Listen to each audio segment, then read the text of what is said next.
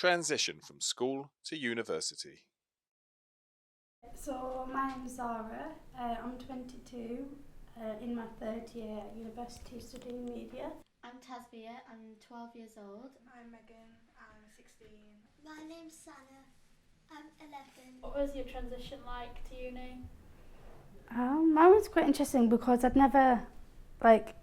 was never something that was in the plans, so to speak.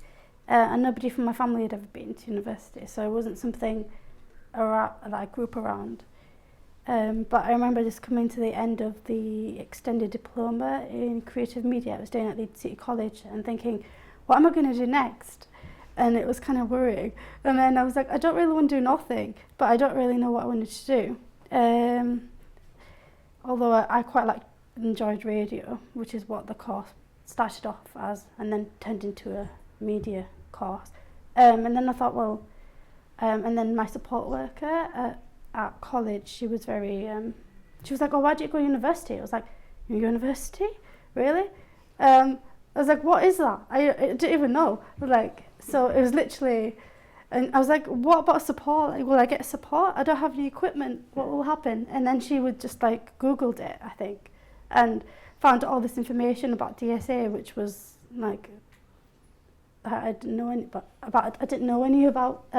know anything to do with it, so it was a real shock. And then before I knew it, I was enrolling on this course at university that I didn't know what I was doing really. So, but I knew I was doing something, which was good. So. What sort of support did you receive? You get a disability advisor. They are meant to assist you with everything, which is hit and miss with me, but I don't give up, and I think that's one thing I've learned is always stick to what you think and don't go with somebody if you don't actually fully agree with it, and stick to your guns really. And it can be difficult to do that, but in my kind of, for me, I've learnt that it works, so yeah. But the support in the terms of the way it's run, and you get funding for equipment and through DSA and for which is a part of student finance, for your equipment and your support and transport if you need it. And I didn't know about that, so I'm forever grateful to my support worker from college, because if it wasn't for her kind of doing the research, I would never have known that it existed. But it does work really differently to how college and school support works and everything like that. So for me, that was a massive transition. Did your school give you any support from moving to college? Not really. I remember thinking, I'm leaving. It was the same thing really. I was leaving school and I was like, what am I going to do after this? I don't really know. And I need to do something because I don't want to do nothing. And I don't particularly want to do not sixth form. So I remember talking to my support worker again. She was a different support worker. I just think I've been fortunate that I've had amazing people working with me who have kind of supported me in transitioning. Was there anything you did to make the transition easier into uni? I think you've always got to, something I've learned, I wasn't very good at the start, is to say what you want and stick to it. For example, there was audio editing software that everyone else was using in all the courses that I'd done up till this point for radio, but it wasn't accessible. And everyone just said, oh, we'll just give you somebody to help you with the editing, just direct them, tell them what you want to do, but why should it be like that? And for a while I let it go, and then eventually when I went to university I thought, no, this isn't working. I need to get actual software, and somebody out there must know what this software is.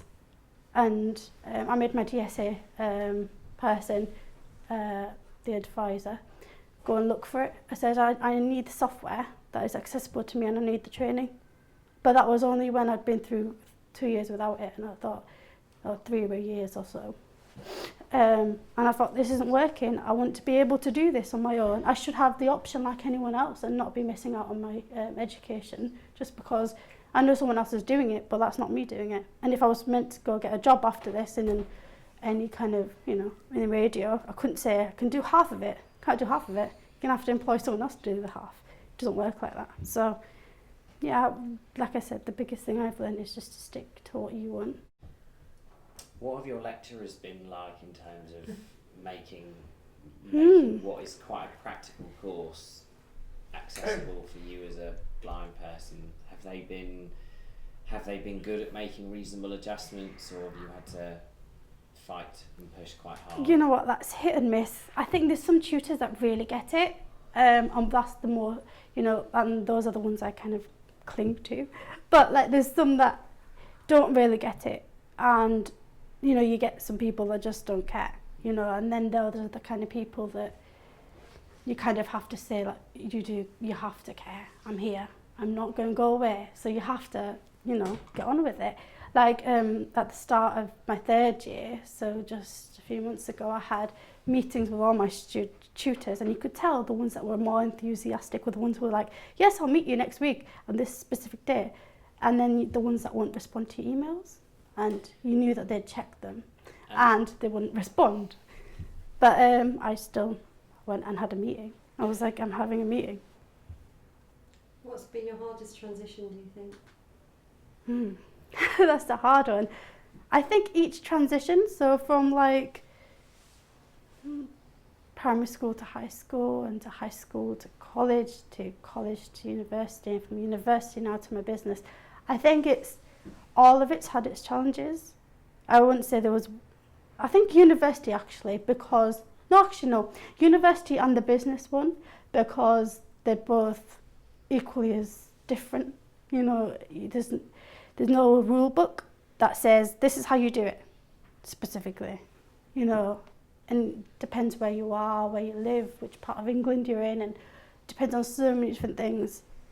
So I'd say the later transitions were the hardest, or the ones that presented more challenges.